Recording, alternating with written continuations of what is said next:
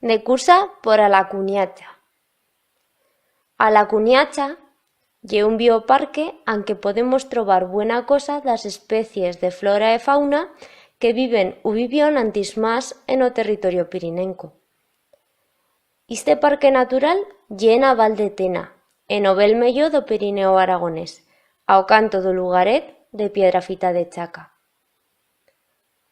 Toz os animals que viná son naixíus en cautividad u son estaus cudiaus en centros de recuperación d'especies animals antis de plegalle. Con tote con ixo, o parque ye ubierto a la dentrada dos animals autóctonos que viven por as selvas d'ixa redolada. Gracias a un sistema de cletas especial, os animals que no fan parti do parque pueden d'entrar e salille sin garra problema. A chen que visita o parque puede fer una gambadeta de 4 kilómetros aunque podrá veyer bels 120 animals de 15 especies diferents.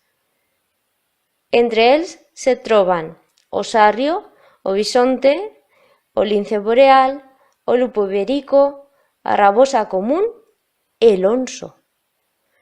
O parque tiene una plana web aunque se puede leyer muita información e parar a visita.